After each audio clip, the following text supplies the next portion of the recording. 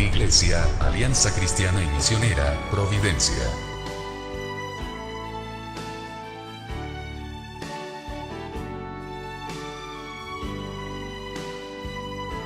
Les esperamos en Avenida General Bustamante 60, Providencia. Síguenos en Así Providencia. Bienvenidos.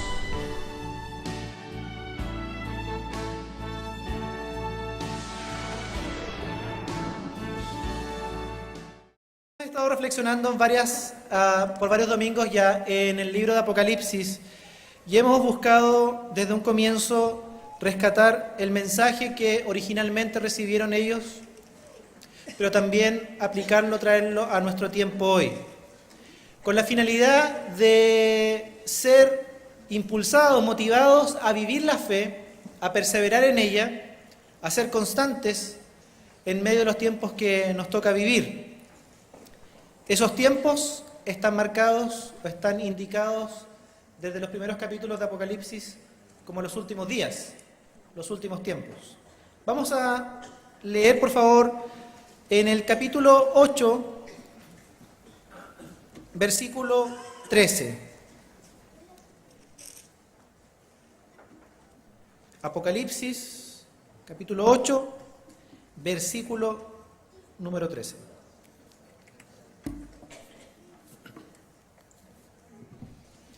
Dice: y miré y oí a un ángel volar por en medio del cielo, diciendo a gran voz: ¡ay, ay, ay de los que moran en la tierra, a causa de los otros toques de trompeta que están por sonar los tres ángeles! Le invito a orar al Señor. Oremos al Señor. Padre, te damos gracias, porque a través, Señor, de las predicaciones, las reflexiones durante los últimos meses, Señor, has ido hablando a nuestras vidas. Y te pedimos que hoy, al ir por este nuevo capítulo en el libro de Apocalipsis, el capítulo 9, tú abras nuestro entendimiento, abras nuestro corazón y nuestra propia voluntad, encuentre, Señor, un punto de conexión contigo y con tu voluntad, Señor. De tal manera que nuestra forma de pensar y de vivir se ajuste, Señor, a lo que nos enseñas, a lo que nos impulsas, a lo que nos motivas a través de los versículos que hoy día revisaremos, Señor. Que, Señor, lo mismo que produjo en algún comienzo la primera comunidad de iglesia, Señor, tu Espíritu lo traiga a nosotros, lo renueve, Señor, y las mismas convicciones, las mismas certezas, la misma perseverancia, Señor, impulsa nuestro diario vivir, nuestra fe en ti, en este mundo que nos ha tocado vivir, Señor. Te damos gracias por tu palabra, te pedimos una vez más, Señor, que nos ayudes a entender, Señor, nuestro corazón esté receptivo, una actitud de humildad, para aprender, para conocer, para ver, recibir lo que hoy en esta tarde quieres compartirnos a través de la reflexión de tu palabra, Señor. En el nombre de Jesús. Amén. Hemos leído el resumen de lo que vendrá. Así termina el capítulo 8. Hay de los que moran en la tierra a causa de los otros toques de trompeta que están por sonar los tres ángeles. El libro de Apocalipsis, hemos venido diciendo, es la revelación de Jesucristo a través de Juan, que es el escritor y que recibe esta visión acerca del Señor, pero también acerca de los últimos tiempos, de lo que está por venir. Es lo que dicen los primeros versículos. Y vimos también en los primeros capítulos que es Jesucristo mismo quien inaugura con su muerte y resurrección los últimos tiempos. Es decir, los últimos tiempos tienen que ver con este periodo final de la historia, final que tiene que ver con la venida de Jesucristo a este mundo, con su muerte, su resurrección y su manifestación gloriosa. Este es el tiempo final. Por lo tanto, nosotros y también los apóstoles en algún comienzo comenzaron a vivir y vivieron los tiempos finales. Vimos también que Jesucristo es el único Rey, soberano y Señor, se presenta así en los primeros capítulos está con su pueblo en medio de las angustias, en medio de los dolores. Y vimos también que es Jesucristo quien rompe los sellos y desata los acontecimientos de los últimos días. ¿Se acuerda? Y estamos en ese rollo, en el rollo del pasaje del capítulo que vimos, donde hay 7 sellos. Y estamos en la última parte. Se ha abierto el 7º sello, capítulo 8, y junto con el 7º sello, o dentro del 7º sello, hay 7 trompetas. La semana pasada, el pastor Ricardo nos compartía acerca de las 4 primeras trompetas, y hoy día veremos acerca de las 2 trompetas dentro del mismo 7º sello. Vamos viendo, por favor, en el capítulo 9, ahora versículo 1, dice: el 5.º ángel tocó la trompeta y vi una estrella que cayó del cielo a la tierra y se le dio la llave del pozo del abismo. Constantemente en el libro de Apocalipsis vemos estas escenas en el cielo, en lo eterno, pero también luego se traslada a lo temporal, a lo terrenal. Y lo que va a acontecer va a ocurrir dentro de nuestro tiempo, o del tiempo que nosotros tenemos, ¿cierto?, como seres humanos, no en la eternidad. Lo que es abierto, desencadenado en la eternidad, tiene sus ecos en el tiempo de la humanidad, del ser humano. Y pensando en esto, en primer lugar, para tener esto en perspectiva, hemos hablado en el transcurso de los primeros capítulos de Apocalipsis. Dijimos y vimos esta comparación entre el tiempo nuestro, que es pasajero, y la eternidad, donde está Dios, y lo hemos visto en los primeros capítulos, en gran gloria y en gran majestad. El tiempo presente, los últimos tiempos, el tiempo, digamos en términos humanos, es un tiempo caracterizado por el dolor, por la angustia, pero nosotros también conocemos a través de la Escritura, es un tiempo breve. Es un tiempo pasajero. Nuestra existencia, nuestro paso por este mundo, sean 30, 40, 50, 60, 70 años, comparado con todo el tiempo, con la eternidad, es un tiempo breve. En este tiempo breve, en el que transcurren todos estos acontecimientos, en donde tiene lugar todo el devenir de la historia que ha sido descrito y está siendo descrito en estos 7 sellos, es que los cristianos de la época, y nosotros también hoy día, tenemos que pensar y tener conciencia de lo pasajero por un lado, pero también del inminente regreso de Jesucristo por su iglesia. Y es esta conciencia, en esta actitud, en esta convicción en la que vivían aquellos cristianos de la época. El sufrimiento por el que están atravesando era pasajero. Y tenían la seguridad de que lo verdadero, lo eterno, lo incorruptible estaba todavía por venir. Por lo tanto, valía la pena, valía el sufrimiento atravesar este tiempo breve, con paciencia, con perseverancia, porque pronto a las puertas está la manifestación gloriosa de Jesucristo. Y esta escena que comienza a ocurrir ahora en este tiempo terrenal, en nuestro tiempo, dice que la estrella cayó del cielo a la tierra y se le dio la llave del pozo del abismo, y abrió el pozo del abismo y subió humo del pozo como humo de un gran horno, y se oscureció el sol y el aire por el humo del pozo. Hay 2 cosas con las que nos encontramos y que comienza con esta descripción simbólica, ¿verdad? Desde el comienzo vimos que los símbolos, las figuras, están tomadas desde el judaísmo o desde la comprensión griega del mundo, también de los romanos. Por lo tanto, cuando se va a hablar de estas figuras en este capítulo 9, nuevamente, para los lectores de estas cartas, había una comprensión no tanto del símbolo, o no se detenían tanto ellos en el símbolo, sino que se detenían en lo que el símbolo significaba. Y eso es lo importante también para nosotros hoy en día. La idea de la estrella que cayó a la tierra, esta idea de la estrella, es parte de los textos de la tradición judía y se habla en muchos documentos acerca de esta idea de la estrella como la idea de estrellas descarriadas o estrellas en rebeldía, que precisamente según el pensamiento judío caen en desobediencia, caen en rebeldía, y mucho se ha hablado de esta idea de esta estrella caída figurando a los poderes demoníacos, a la maldad en una máxima potencia. Entonces la primera idea que comienza a dibujar esta idea de la estrella caída es esta idea del mal, presente en este mundo, en la esfera de lo terreno, en la esfera de lo pasajero.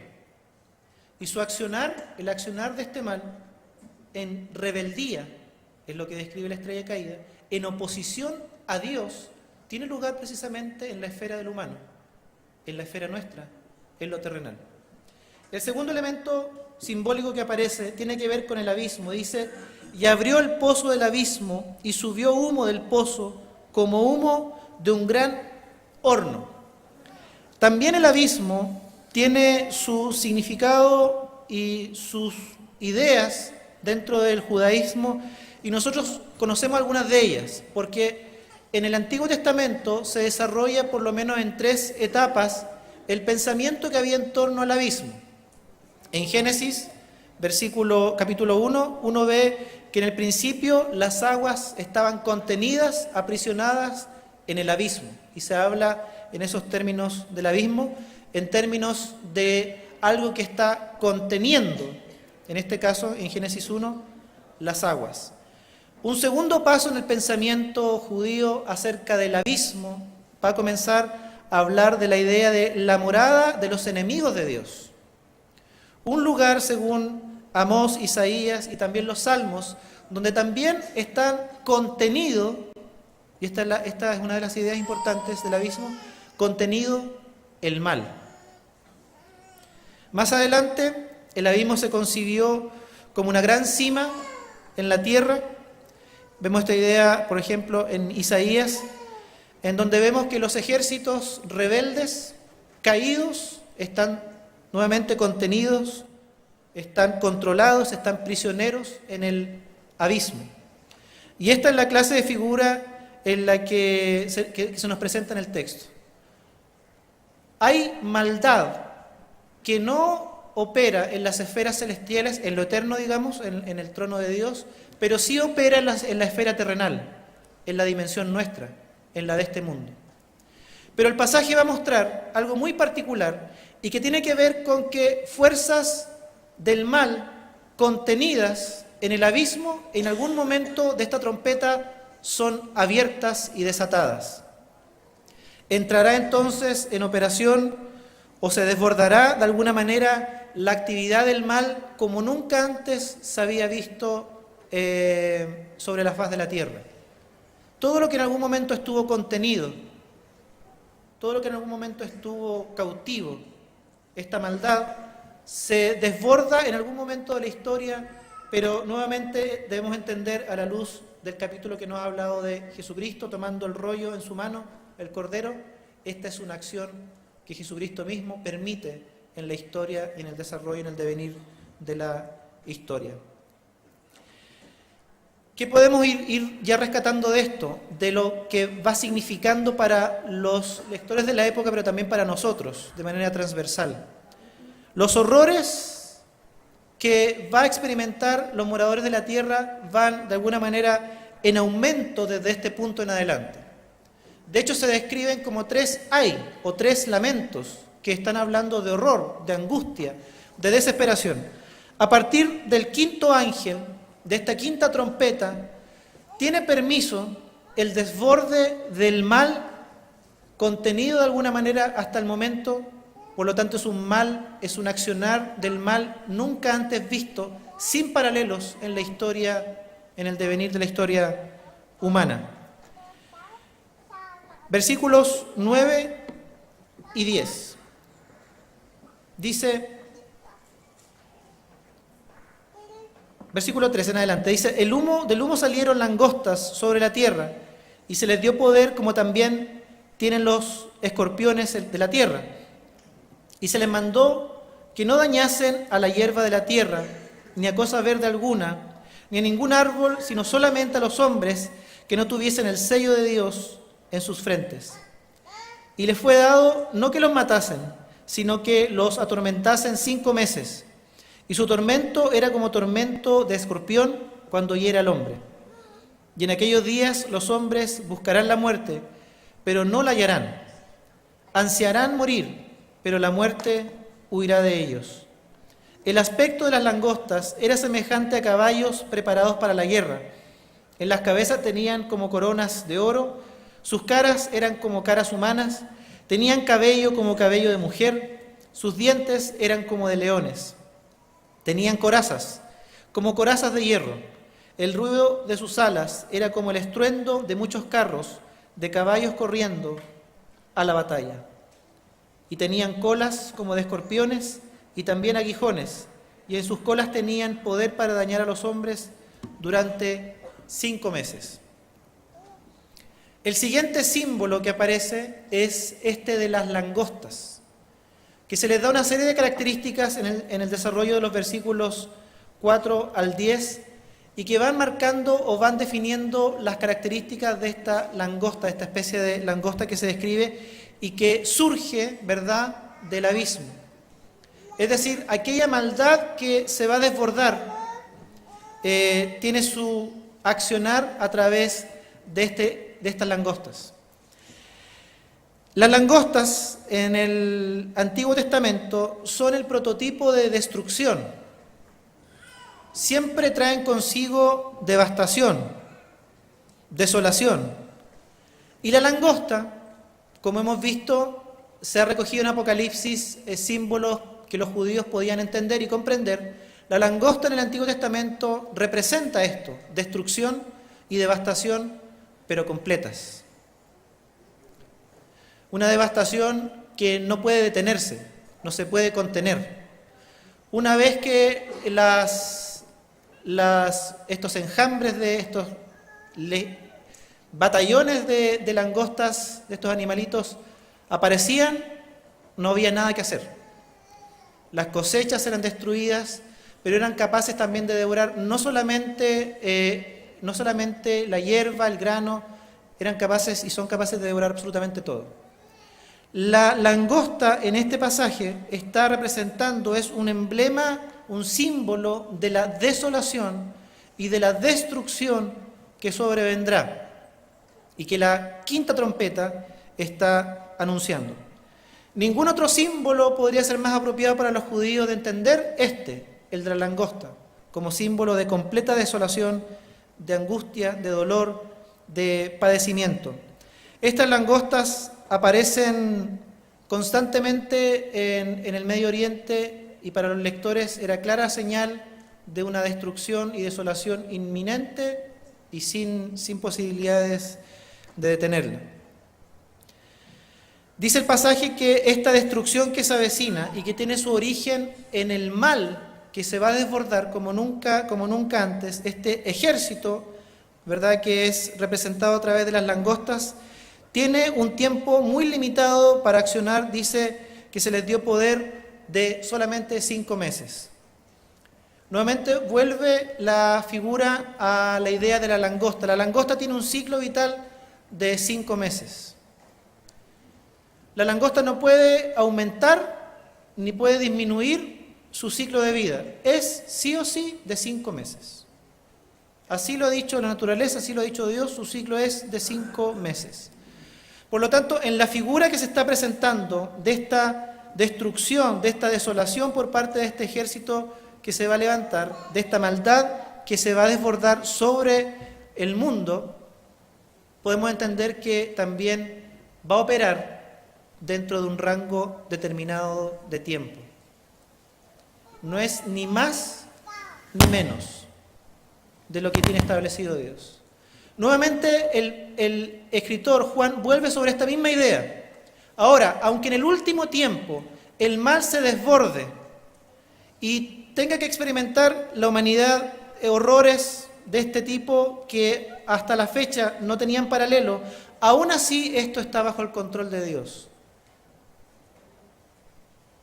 No es ni más ni menos tiempo del establecido. Siempre se está hablando de los límites que Dios va colocando y de los límites que Dios ha establecido para cada uno de los hechos que se desencadenan en cada uno de los sellos y en este caso en cada una de las trompetas. Dios sigue estando en completo control. Ahora, mucho se ha escrito acerca de estas langostas y muchos se preguntarán, ya, pero pastor, ¿qué significan las langostas? ¿Qué son las langostas?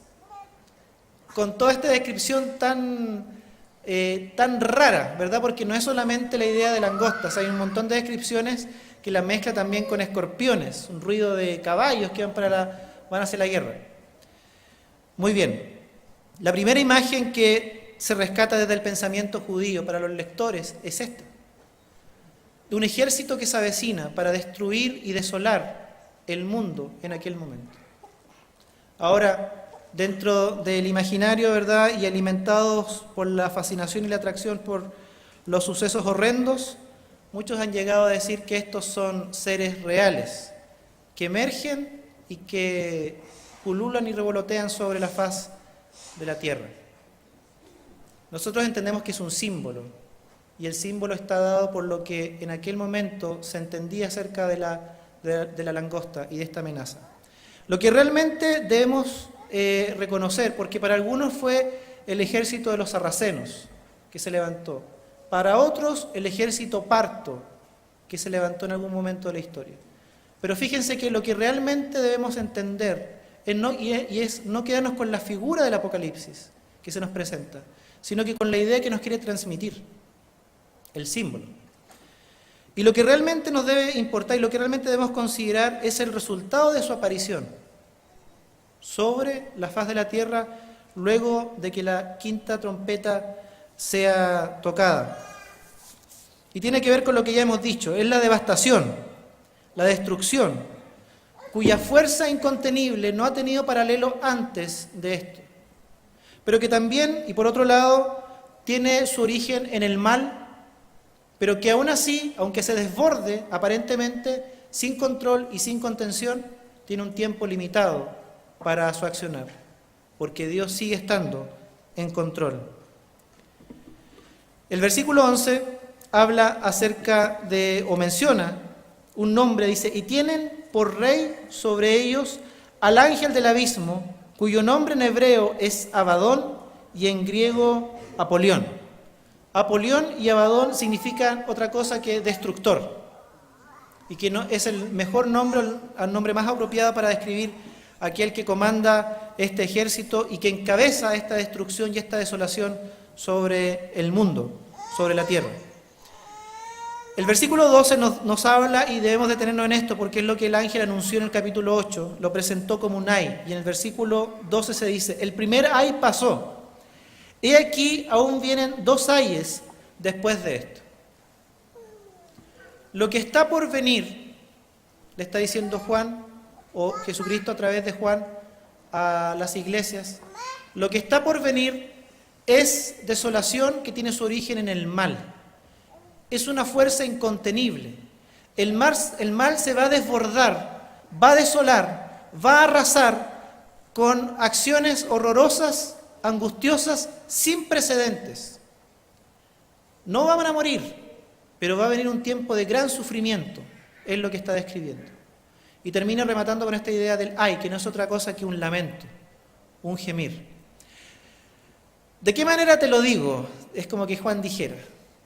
La manera más gráfica es que yo mismo me lamente y coloca ahí un ay, que es una expresión de lamento, profunda, desgarrante, que es lo que ellos experimentarían y vivirían en el anuncio de lo que estaba por venir. El primer ay pasó, pero aún aquí vienen todavía dos más, y el segundo ay tiene que ver con el sexto ángel. Capítulo 9, versículo 13. El sexto ángel tocó la trompeta y oí una voz de entre los cuatro cuernos del altar de oro que estaba delante de Dios, diciendo, el sexto ángel que tenía la trompeta, desata a los cuatro ángeles que están atados junto al gran río Éufrates. Y fueron desatados los 4 ángeles que estaban preparados para la hora, día, mes y año, a fin de matar a la tercera parte de los hombres. Y el número de los ejércitos, de los jinetes, era 200 millones. Yo oí su número. Así vi en visión los caballos y a sus jinetes, los cuales tenían corazas de fuego, de zafiro y de azufre. Y la cabeza de los caballos era como cabeza de leones, y de su boca salía fuego, humo y azufre. Por estas 3 plagas fue muerta la tercera parte de los hombres, por el fuego, el humo y el azufre que salían de su boca.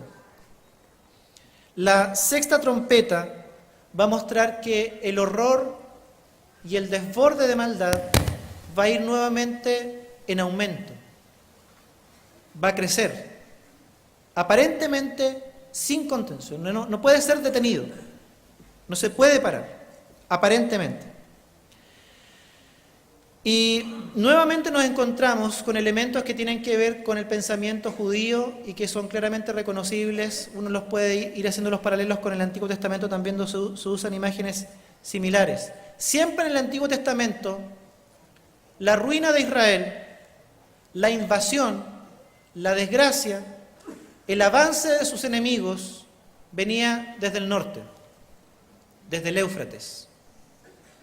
Por lo tanto, la figura que está dibujando nuevamente es esa figura de un amenazante enemigo que con fuerza desproporcionada avanzará desde el norte y traspasará los límites que en algún momento se le impusieron para avanzar por la tierra en contra de las gentes. No se sabe realmente quiénes eran los 4 ángeles atados en el río Éufrates, pero podemos ir diciendo esto. No hay consenso en los intérpretes, pero podemos ir diciendo lo que significaba para los judíos. Una amenaza incontenible. El ideal de los límites de Israel estaba precisamente en el Éufrates. Uno lo puede leer en Génesis. Dice, Abraham le prometió, a tu descendencia daré esta tierra, desde el río de Egipto hasta el río grande, el Éufrates. El límite ideal de la nación sería el río Éufrates. Por lo tanto, estos 4 que están atados, ángeles, al norte, en el límite, en el río Éufrates, son 4 poderes que hasta el momento no han entrado en acción porque están siendo limitados todavía por Dios. Pero en algún momento, con este 6º sello, van a ser desatados y van a avanzar también con una destrucción, pero ahora va a agregar algo más. Muerte. Dice, por estas 3 plagas, versículo 18, que trajeron estos 4 poderes y su ejército que avanzó ya sin ningún impedimento, porque se les dio la libertad para poder hacerlo, murió la tercera parte de los hombres por la acción del fuego, el humo y el azufre que salía de la boca. Nuevamente, no hay consenso entre los intérpretes, pero ¿qué vieron ellos, los judíos, cristianos en el primer tiempo? Vieron que así como en algún momento fueron amenazados por los babilonios, los asirios, e históricamente hubo avance de pueblos enemigos que atravesaron el límite del Éufrates y arrasaron y asesinaron al pueblo, lo que venía nuevamente era un tipo de amenaza de este tipo. El mal, el dolor, el sufrimiento, la angustia, pero ahora la muerte va a ir en aumento. Y en los ejércitos que se describen en esta sección, luego de estos 4 poderes que se mencionan, que son liberados en el río Éufrates, dice el versículo 16, y el número de los ejércitos de los jinetes era 200 millones. Yo oí su número.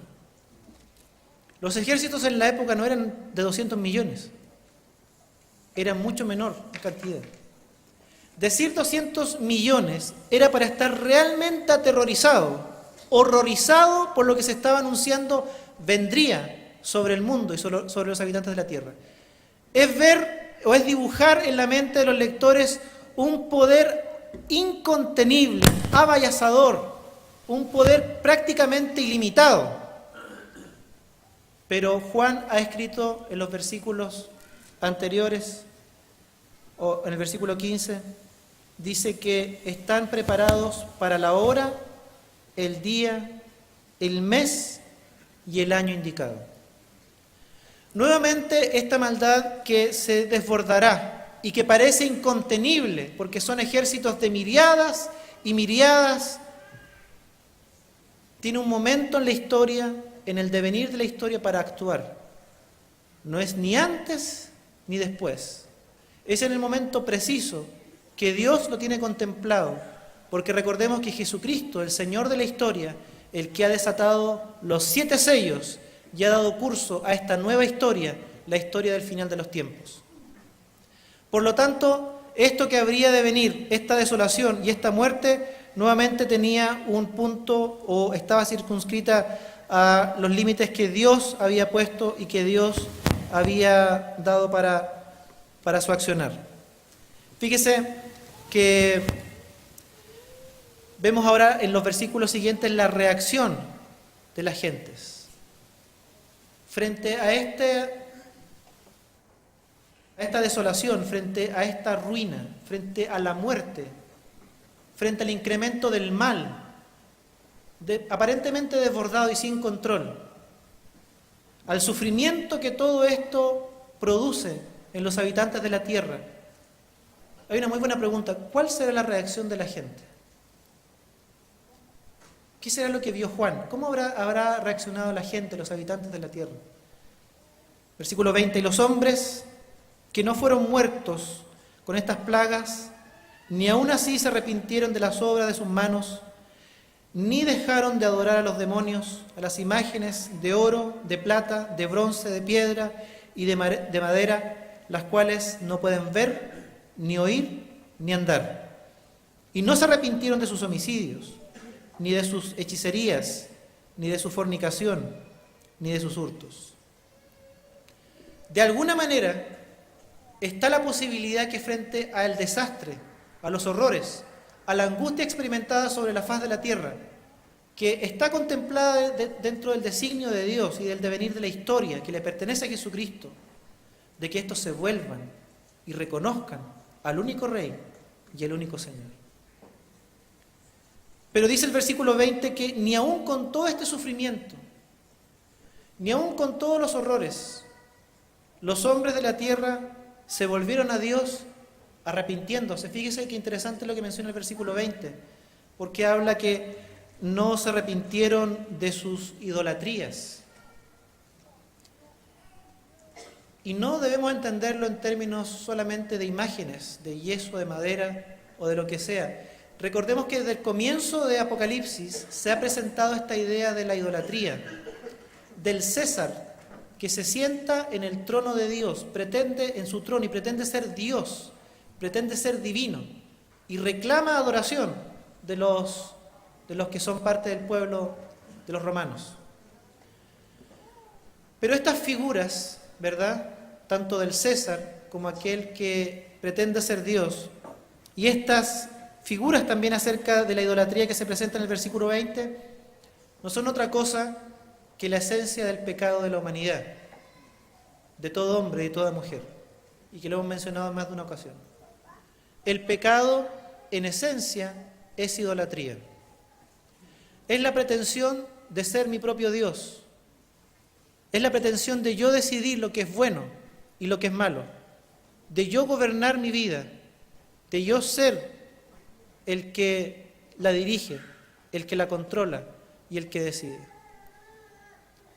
Aunque todas estas señales y este sufrimiento estarían mostrando que lo único que en el devenir de la historia encontraremos, mientras van avanzando las trompetas y mientras irán avanzando las copas en los capítulos siguientes, lo que en lugar de volverse a Dios, en lugar de reconocer la imposibilidad de poder tener una sociedad, como vimos en los primeros sellos, justa,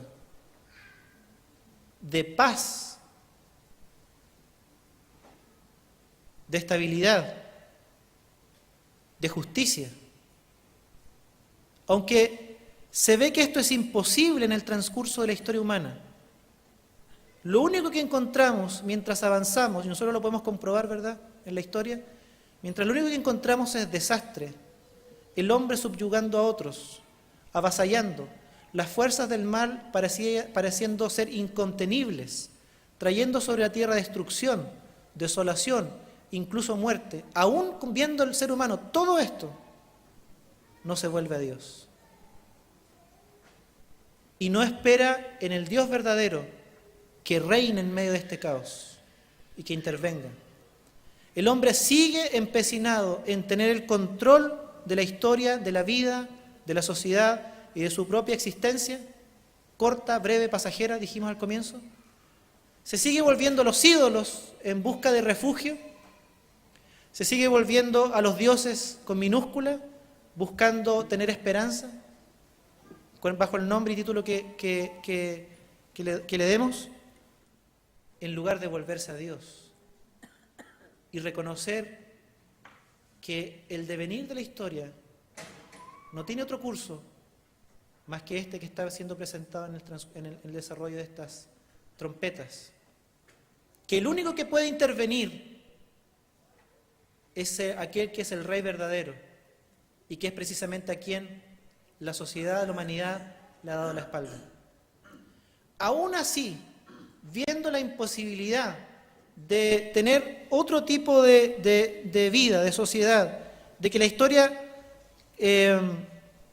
lo único que muestra son señales de muerte, de destrucción, aún así, con todo el sufrimiento que conlleva pretender ser Dios, pretender ser el Señor y gobernarnos a nosotros mismos, aún con el fracaso que eso significa y que va en aumento producto del despliegue y el desborde del mal, aún así, dice, los hombres no se volvieron de su idolatría para reconocer al verdadero Dios, que es Jesucristo.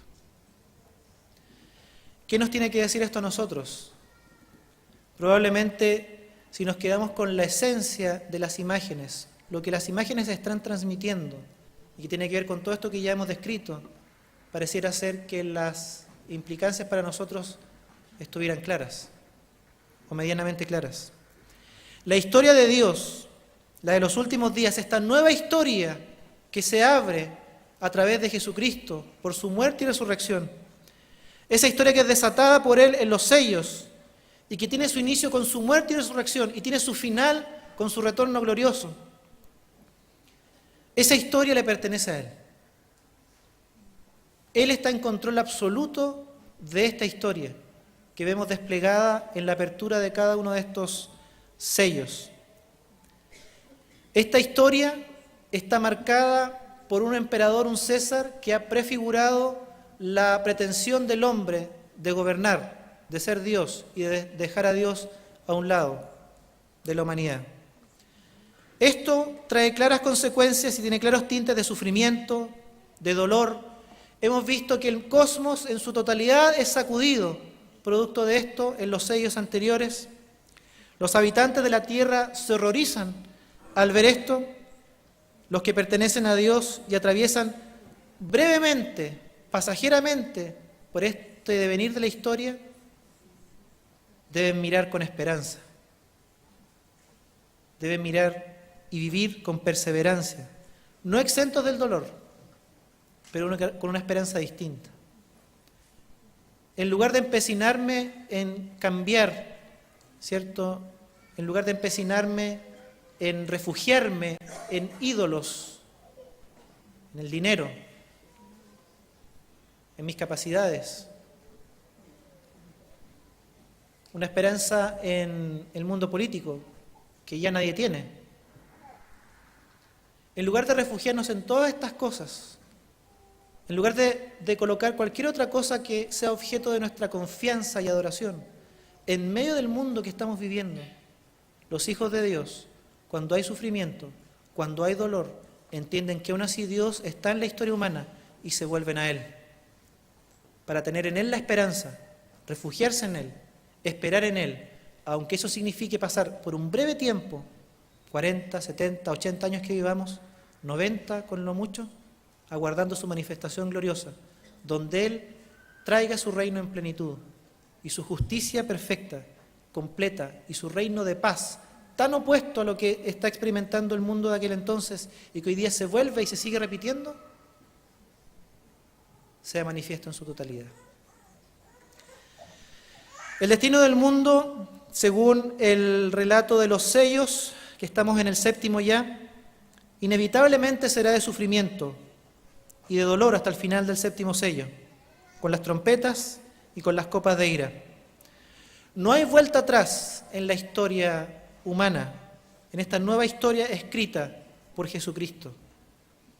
Los habitantes de la tierra no podrán escapar, que es lo que ha ido mencionando mientras se va tocando una trompeta tras otra. Tampoco pueden revertir los sucesos que Jesucristo ha desencadenado, porque Él es el Señor de la historia. Lo que sí pueden hacer es cambiar su esperanza.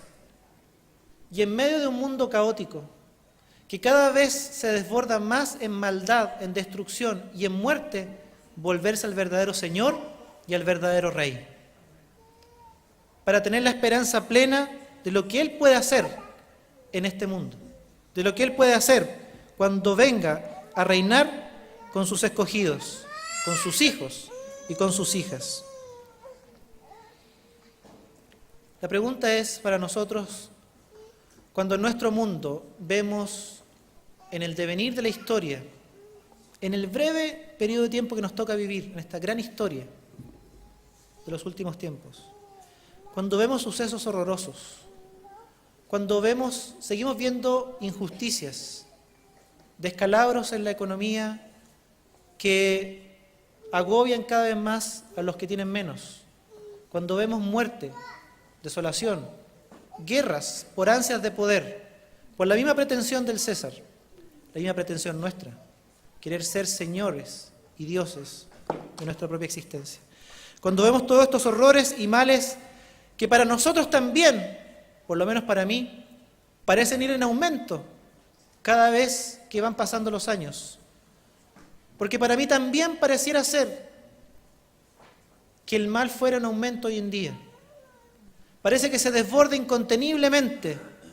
Parece que avanza sin que ninguno pueda hacer algo. ¿Qué genera en nosotros, como hijos, como hijas de Dios? Aquello. ¿Qué genera cuando leemos esto en Apocalipsis? ¿Horror? ¿Miedo? ¿O genera la esperanza de saber que todo esto Dios lo ha tenido contemplado y que es Jesucristo quien está desatando la historia del final de los tiempos y que Él tiene todo bajo su control?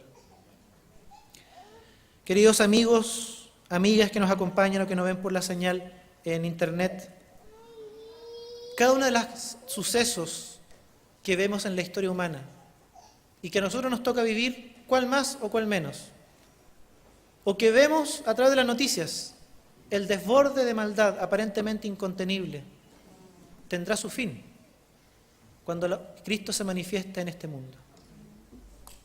Pero poco a poco en el libro de Apocalipsis se van separando las aguas entre aquellos que frente a estos sucesos persisten en negarse a rendir su vida a Dios, y entre aquellos que aguardan la esperanza, guardan la fe, siguen perseverantes, esperando al Rey y al único Señor. Como el pastor Ricardo nos compartía también la semana pasada, este es el tiempo para volverse a Dios. No para que encuentres refugio en ningún tipo de ídolo, que bien podría ser tú mismo, frente a la caótica historia humana, frente a todas estas señales que pueden a nosotros tocarnos, puede que las veamos simplemente por televisión, debemos entender de que la historia de los últimos tiempos se precipita hacia el desenlace que Jesucristo ha establecido y que seguiremos viendo en el transcurso de las próximas reflexiones de Apocalipsis. Pero querido amigo, amiga, que todos estos sucesos no generen en ti horror, desesperación, pero fíjense que tampoco indiferencia, que generen en ti lo que dice el verso 20, o trata de enseñar, que hay una reacción, que algo haga clic en tu mente y en tu corazón, y en lugar de estar indiferente, en lugar de no saber qué hacer, te vuelvas al Señor, te vuelvas a Dios, aquel que es el Señor de la historia, que es el Señor de tu vida, aquel que tiene todo bajo su control, aquel que tiene los tiempos limitados o delimitados y que en algún momento se manifestará para terminar con estos sucesos que se describen en el pasaje y de los que nosotros también experimentamos o vemos, para traer su reino de completa paz, justicia y verdad. Le invito a tener un momento de oración al Señor. Oremos a nuestro Dios. Señor, te damos gracias. Estamos tan distantes en tiempo, en cultura, de los judíos, de los cristianos de aquella época, Señor, que recibieron el mensaje a través de Juan, que tú le entregaste y le revelaste a Juan. Señor, hay tantas señales, tantos símbolos en el pasaje que a través de toda la historia del cristianismo han sido difíciles de interpretar. Pero, Señor, es innegable e incuestionable lo que el símbolo representa y lo que, Señor, podemos rescatar de la experiencia de la vida de fe en medio de esas circunstancias, de esos horrores, de estos anuncios de desolación, de devastación. Señor, como hijos e hijas tuyas podemos vivir el tiempo que nos toque en esta historia de los últimos tiempos, confiados en el final, porque ya lo conocemos, Señor. Es un final de victoria, es un final de justicia, es un final de verdad, es un final de paz, Señor, para todos aquellos que han puesto tu confianza en ti y en tu Hijo amado, nuestro Señor Jesucristo. Señor, que al ser parte del devenir de la historia de los últimos tiempos, en el breve espacio que nos toque vivir, sean 30, 40, 50, 60, 70 años, Señor, vivamos con la urgencia, Señor, con la conciencia de que tú vienes pronto, Señor, a este mundo, anhelando tu venida, anhelando tu manifestación gloriosa y tu intervención en la historia humana, Señor.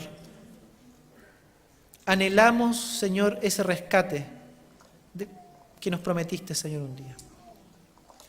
Señor, que al ver los sucesos en nuestra historia, en la historia que nos toca vivir, cada vez más horrorosos, parece que semana a semana las noticias compiten cuál, Señor, es más macabra, cuál está más llena de dolor, cuando somos conscientes de un mundo en el que aparentemente el mal se desborda y es incontenible, que entendamos que tú tienes los tiempos delimitados, Señor, y todo está bajo tu control. Que te miremos a ti y veamos, Señor, que esto nos acerca cada vez más hacia el final de tu historia, Señor, cuando te veamos, cuando te manifiestes y estemos contigo, Señor.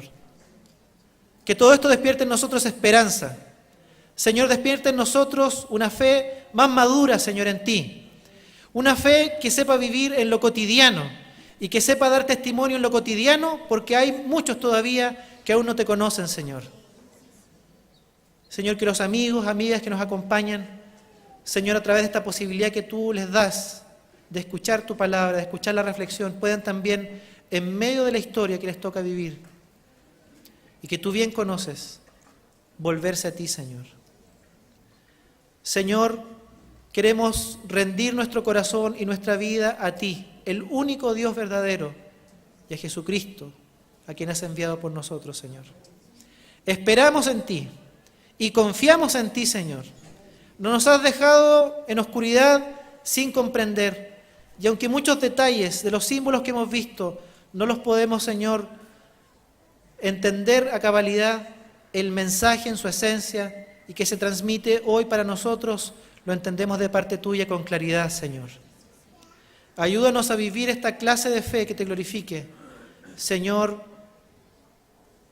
y que nos lleve a dar testimonio de que tú eres real y que un día vienes también por nosotros, por tu iglesia. En el nombre de Jesús. Amén.